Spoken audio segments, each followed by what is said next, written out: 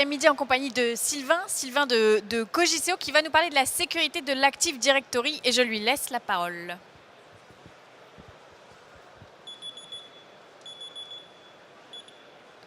C'est donc le moment où je dois démarrer, c'est parfait. Bonjour à tous, Sylvain Lecomte, je suis le directeur général de Cogiceo. Je vais m'arrêter pour discuter d'Active Directory. J'ai prévu une présentation plus courte pour pouvoir prendre des questions si jamais il y en a. Donc ça serait sympa si jamais on pouvait en parler. En gros, je vais vous présenter ce qu'on a fait commencé il y a 5 ans en arrière. Ça a démarré d'un petit script tout bête pour nos audits. On a fait beaucoup de tests d'intrusion et on s'est dit tiens, on va faire un script qui fait automatiquement l'analyse d'un domaine. Et puis de fil en aiguille, le script est devenu un peu plus qu'un script. Il est devenu un véritable produit à lui tout seul et aujourd'hui on est fiers de pouvoir le présenter au FIC en mode SaaS, entièrement disponible depuis Internet. Voilà, vous pouvez faire de l'analyse directement de votre sécurité en ligne. Donc on va essayer de vous parler de AD Analyzer. Donc l'idée c'est l'analyse de sécurité d'un Active Directory. Et l'idée c'est de prendre le contrôle de la sécurité de votre Active Directory. Alors, on va enlever les updates d'elle. Hop là. Qui sommes-nous? Hop, si j'arrive à centraliser. Hop là. Alors on est une petite structure, on est une structure montée en 2012, on est 11 personnes, on est en autonomie totale, on est une boîte indépendante, on est attaché à personne et pas à Microsoft d'ailleurs. On est qualifié PASI, donc je pense que ça parle à peu près à tout le monde sur les 5 portées. Ça fait très longtemps qu'on avait commencé à faire des audits PASI, notamment des tests d'intrusion qui étaient notre cœur de métier.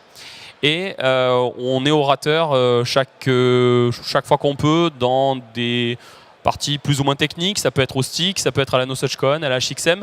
Et notamment, on est orateur au FIC, comme cette année. L'idée de Cogiceo, c'est quoi d'origine? C'est...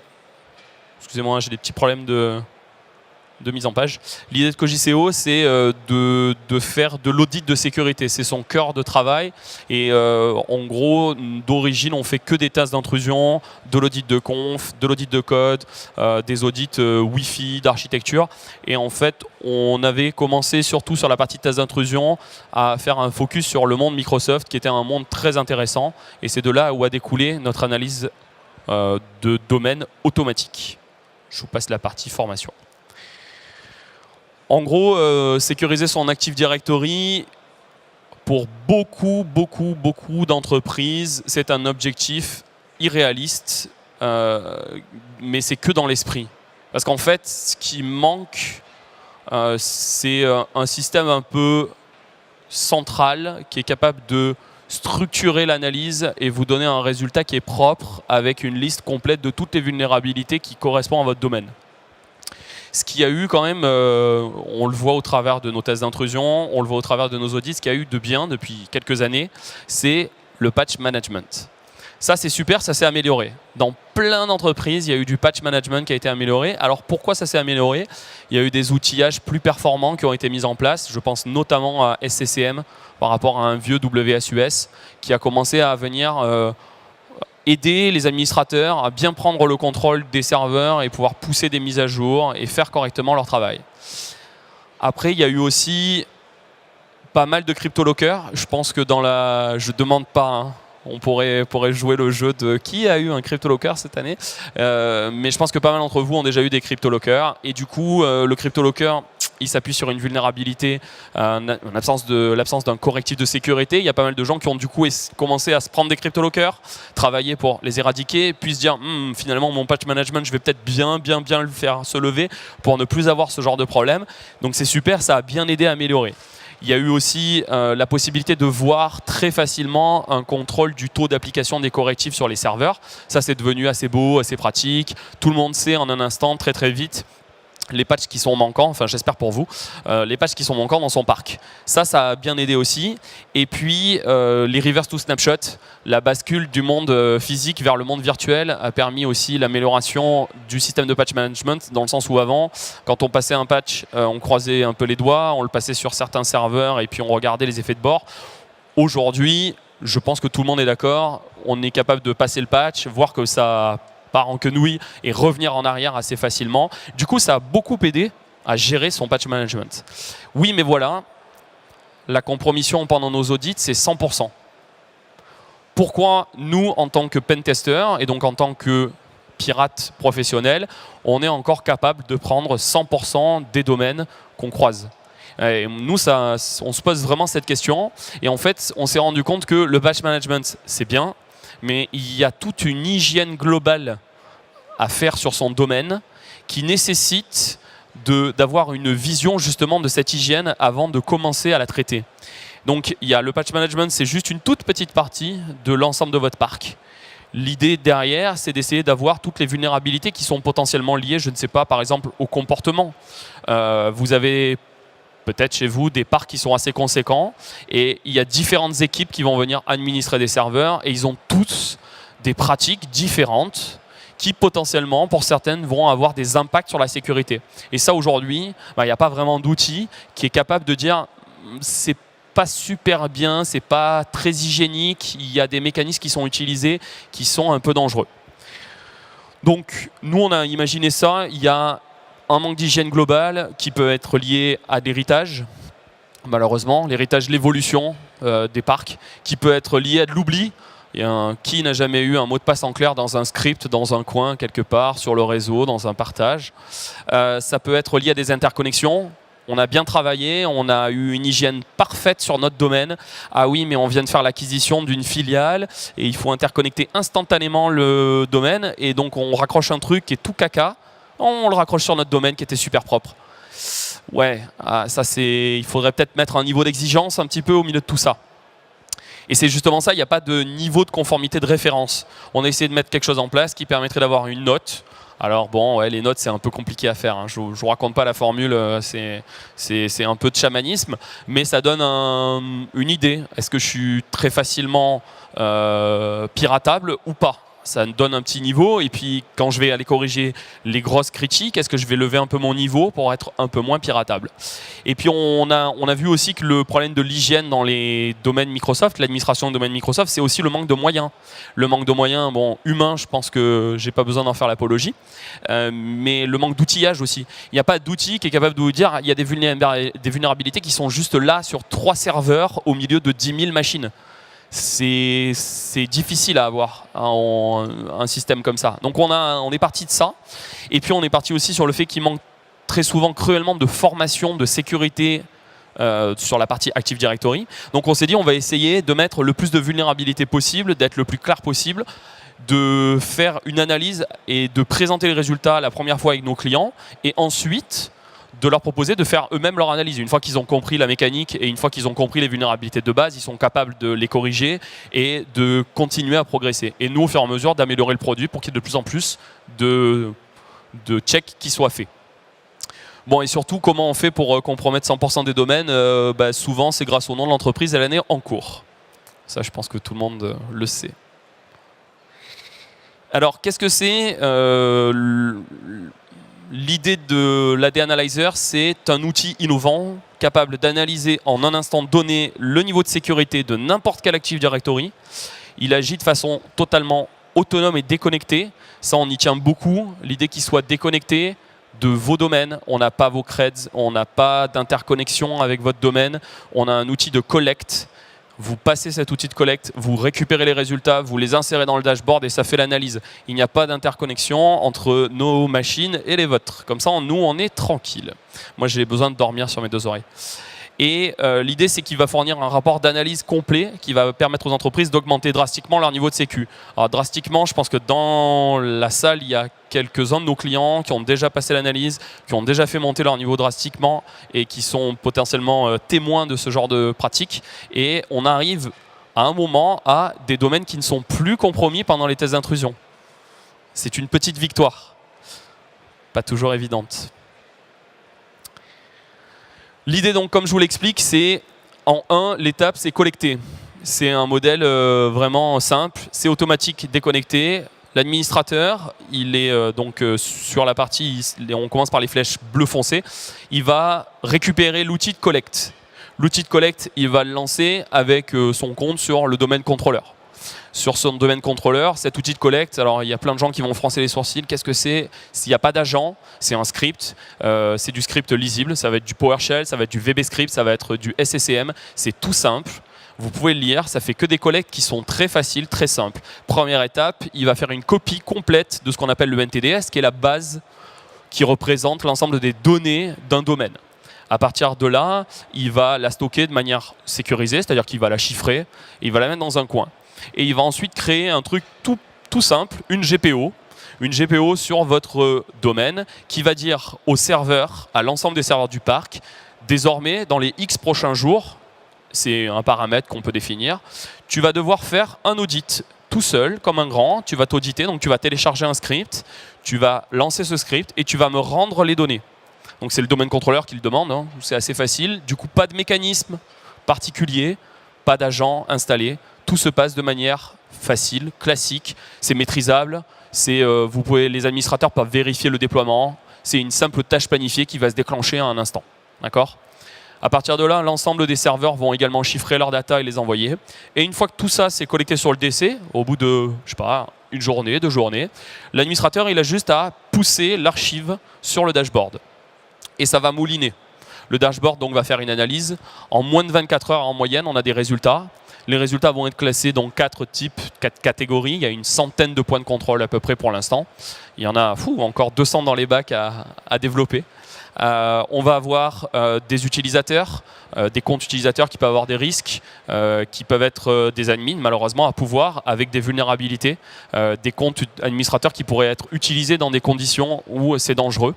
Il va y avoir des mots de passe. Il y a un gros travail sur les mots de passe qui souvent, on va dire, tout le monde pense que les mots de passe c'est bon, c'est maîtrisé parce que c'est le b.a.-ba de la sécu. Que nenni, c'est l'un des problèmes principaux dans les domaines Microsoft. Donc on va essayer de les casser, de vérifier s'il y a une réutilisation. Le grand classique, hein, des comptes d'administrateurs qui utilisent des mots de passe qui sont connus et exploités dans le réseau sur d'autres serveurs ou carrément par d'autres comptes utilisateurs. Et on va regarder après directement aussi les serveurs en eux-mêmes, donc récupérer des confs, leur mise à jour bien sûr, donc on pourra centraliser également le dernier correctif de sécurité qui a été passé, mais également les comptes locaux. C'est quelque chose qui est rarement regardé et pourtant nous en pentest c'est le premier truc qu'on fait. On va prendre le contrôle des machines, prendre tous les comptes locaux et les rejouer partout. Et malheureusement, souvent, à partir de là, on va pouvoir rebondir sur d'autres serveurs et prendre le contrôle à la fin du domaine entièrement. Donc l'idée, c'est de regarder les comptes locaux, les comparer avec les comptes du domaine. Très souvent, ce sont des comptes oubliés qui sont malheureusement avec beaucoup de... Certains ont des pouvoirs. On va regarder les défauts de configuration. On a trouvé plein de serveurs encore qui n'appliquent pas les GPO globales.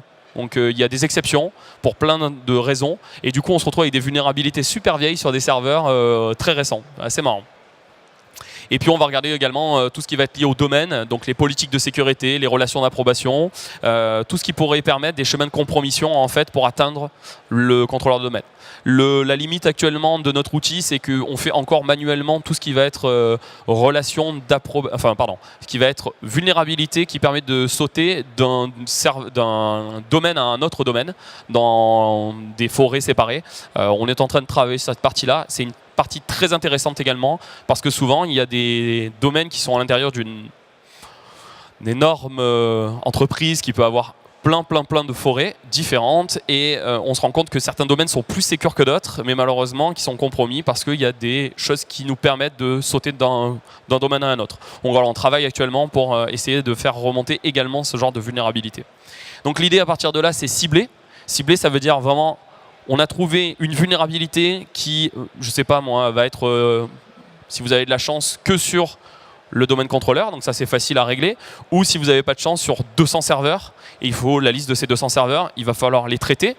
À partir de là, vous allez les corriger, vous avez la liste, vous avez le pointeur exact sur quoi ça va vraiment, où est-ce qu'est la vulnérabilité. Et une fois que vous l'avez corrigé, il suffit de relancer l'outil, de refaire la collecte et de voir que la vulnérabilité a disparu, qu'elle évolue et que l'ensemble du parc a été traité. Donc c'est très bien aussi côté admin pour briller, pour dire regardez, on a vraiment travaillé sur la sécu en 6 mois, regardez, on a rehaussé le niveau. C'est très bien aussi côté RSSI pour se dire je veux avoir une visu sur la sécurité de mon Active Directory et je veux que ça soit centralisé. Voilà, les deux côtés sont bien. Bon, l'intérêt, c'est de suivre en temps réel. Donc vraiment, les avantages, c'est la simplicité, la transparence et le mode déconnecté. On y tient beaucoup, il n'y a aucune installation, ça se lance d'un simple double clic, parce que c'est un BAT qui lance un PowerShell ou un VB Script. Il n'y a aucune connexion vers l'extérieur, le code est totalement lisible et documenté. On a une exhaustivité, on essaye d'être maximale, donc on essaye d'être compatible avec l'ensemble des domaines. Ça marche jusqu'à présent de 2008 à 2016. Je crois, on a arrêté de faire la compatibilité 2003, désolé. On essaye de remonter l'ensemble des chemins de compromission.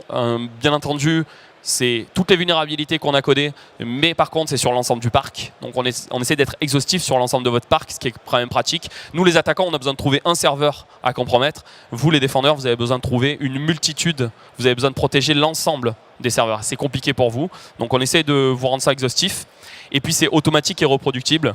Il n'y a aucune intervention humaine qui est nécessaire pendant la collecte. Vous lancez, vous attendez, vous avez les résultats, vous les poussez, vous attendez. C'est très, très simple. Et puis c'est hautement reproductible, vous pouvez le faire ça. En moyenne, nos clients le font tous les 3 à 6 mois pour essayer de faire monter leur niveau et de suivre en temps réel toute l'année leur évolution. Hop. Quelques-uns de nos clients qui ont vécu l'expérience avec nous. Il y a quelques grands noms, il y a des boîtes à taille un peu plus humaine. On travaille un peu avec tout le monde. On travaille à l'international avec des domaines qui sont des fois dans des langues étrangères. Voilà, ça fonctionne. Il y en a parmi vous là que je reconnais. Voilà, on a des bons retours. On est assez content de pouvoir faire avancer ce sujet qui est malheureusement toujours en jachère à mon goût et qui nécessite un outillage performant pour arriver à obtenir des résultats un peu sympas. Du coup, je vais vous montrer un petit peu comment ça marche. Juste pour info, vous pouvez l'essayer par vous-même. Donc c'est disponible sur ada.cogiceo.com. Vous avez une présentation, vous avez un lien de démonstration. On va faire la démo ensemble là. L'idée, c'est de venir nous voir au stand C14 qui est tout droit comme ça là. On peut en discuter avec vous, on peut vous faire une démo, vous pourrez même faire un POC à l'occasion avec votre propre domaine. Et donc ça donne à peu près ça en vidéo. Alors on y va.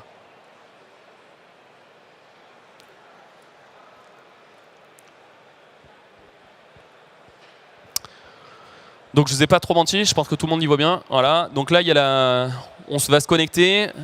Il va y avoir la génération d'un collecteur. Donc on va aller voir un petit peu une analyse. On va se dire, tiens, on va faire une nouvelle analyse. Cette nouvelle analyse, il y a la liste des domaines. Si la liste des domaines n'existe pas, il faut juste créer son nouveau domaine. On va lui dire, je veux un partage, je veux un nombre de jours, et c'est à peu près pour tant de serveurs. À quoi ça va nous servir, ça? L'intérêt, c'est juste que si vous avez énormément de serveurs, il y a quand même quelques petits échanges entre les serveurs et le contrôleur de domaine. Et pour limiter en fait notre impact, notre empreinte sur le réseau, on est capable de mettre une trotteuse plus ou moins longue pour que pas tous les serveurs répondent en même temps et puissent limiter vraiment la bande passante et la consommation. Bon, c'est pas grand chose, il y a 1 méga qui est en descendant et 200 kg en remontant. C'est assez léger, mais c'est intéressant. Une fois qu'on a fait cette collecte, on n'a plus qu'à le télécharger, c'est facile. Donc download requiert, on télécharge et on a un super script qu'on enregistre. On va venir le stocker. Super. Bon. À partir de là, l'idée c'est d'aller sur un contrôleur de domaine. Donc il faut aller sur un contrôleur de domaine pour faire l'extraction et la collecte. Donc là j'ai pris un Windows Server 2012. C'est très très simple. Je suis monté avec un partage. J'ai mon extracteur qui est là. Je le dépose.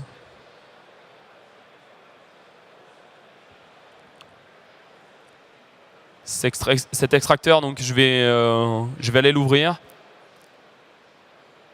Donc vous pourrez lire le code, il est très bien, vous allez voir. Donc là je fais juste un tout petit arrêt sur image. Vous allez avoir les scripts qui sont stockés ici. Vous avez un simple point .bat pour le lancer. tout est vraiment lisible par n'importe quel admin. On a passé quasiment, je pense avec tous les clients qu'on a eu, on est à plus de 150 analyses. Il n'y a pas un seul admin qui nous a mis non, je mets un veto sur ça. Parce que c'était entièrement lisible et donc ils savaient ce que la solution faisait. Donc voilà, on va le lancer. Ça se lance, ça fait une jolie copie. On a accéléré les choses. Et là, ça va créer tout ce qu'il faut. Ça va faire une ligne GPO, ça va la linker, ça va mettre à disposition dans le sysvol au bon endroit les outils qui vont être nécessaires. Et à partir de là, en fait, il faut juste attendre le résultat. Donc là, on a accéléré les choses, on a déposé directement le résultat. Donc on a le résultat là qui s'est mis dans le C. On voit le résultat, on l'extrait, on le recolle. Et à partir de là, il y en a juste à le pushback dans la solution. Du coup, qu'est-ce que ça donne quand on regarde la solution? On s'est connecté sur un compte. On va voir des vulnérabilités. Donc potentiellement des vulnérabilités qui sont présentes en noir. Là, il faut là, si vous voyez ma souris, il va y avoir des vulnérabilités critiques, peut-être des vulnérabilités majeures. On va avoir différentes analyses. Alors là, il y a un domaine en cours. Il peut y avoir un deuxième domaine en cours. C'est sa note. On a la dernière date d'analyse qui a été faite. Ça, c'est sa note. Il a eu 4 sur 10. C'est pas terrible. Pour l'instant, il n'y a pas de graphe. Mais dès qu'il va y avoir un deuxième graphe, il va y avoir une courbe. Il passe de 4 à 5 ou de 4 à 3 en fonction des réglages. Et puis, on va pouvoir faire un zoom sur des résultats. Donc, on va pouvoir regarder les résultats. Tiens, OK, je veux voir ce résultat en particulier. Alors, il y a plusieurs thématiques. Donc c'est les 4 thématiques dont je vous ai parlé tout à l'heure. Il y a les utilisateurs, les serveurs, les passwords et les domaines. C'est très simple. Donc on va avoir une multitude d'informations. Ça, c'est juste des informations sur le domaine. Ça peut être les ratios d'administrateurs, ça peut être les comptes administrateurs les plus dérangeants. Ça peut être juste sur les passwords, certains qui ne respectent pas la politique. Là, on a carrément le petit classique, le top des mots de passe du domaine. Donc le top des mots de passe qui sont utilisés. Bien entendu, il peut y avoir des administrateurs ou des comptes de service qui l'utilisent. Donc il va y avoir tout un tas de connexions entre ces trucs-là. Notamment, ça va pouvoir vous dire, attention, ce compte de service, il est dans le top des mots de passe que vous avez vus. C'est un petit peu gênant, il faudrait voir de le changer. Il va y avoir une vision sur les serveurs et ainsi de suite. Je vais vous montrer directement la partie vulnérabilité. Donc si on revient sur notre domaine, on a la possibilité de voir toutes les vulnérabilités.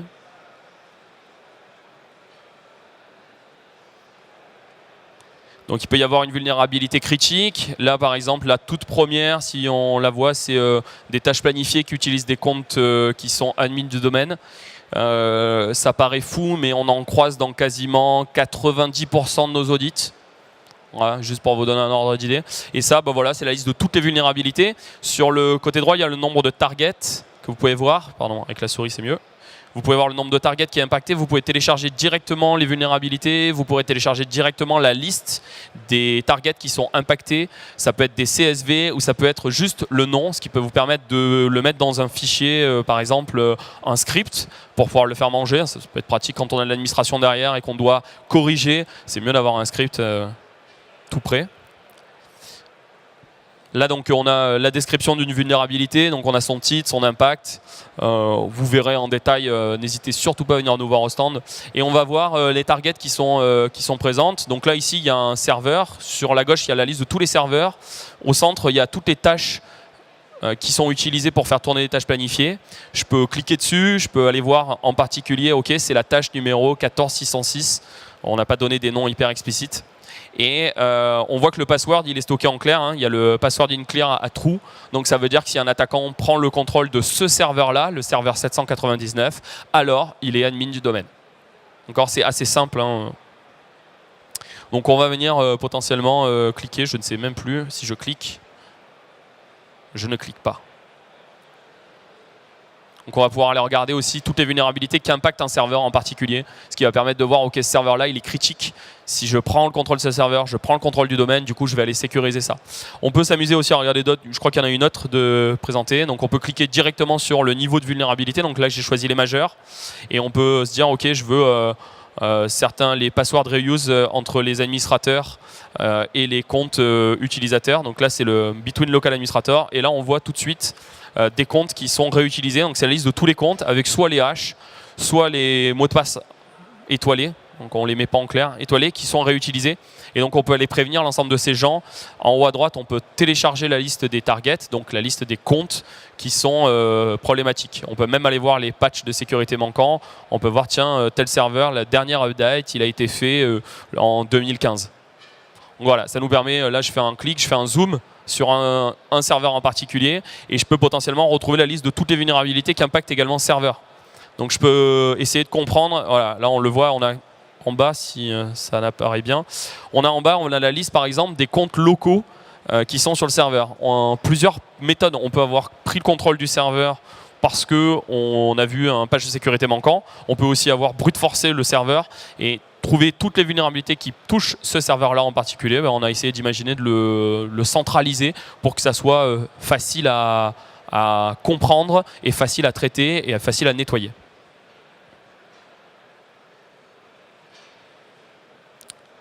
Je pense que c'est tout pour la vidéo. Voilà, n'hésitez pas surtout à venir. Donc, vous avez la présentation complète d'AD Analyzer sur ada.cogiceo.com. Donc vous pourrez retrouver l'ensemble de ces infos.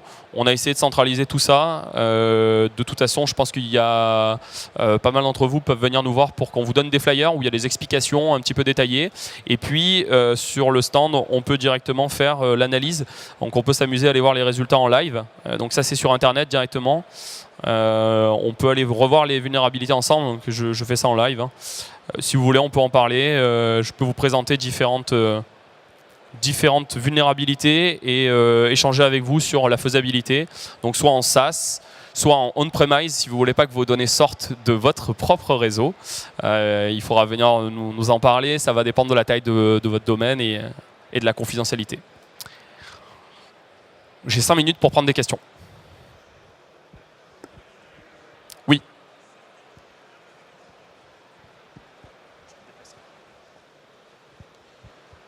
Merci.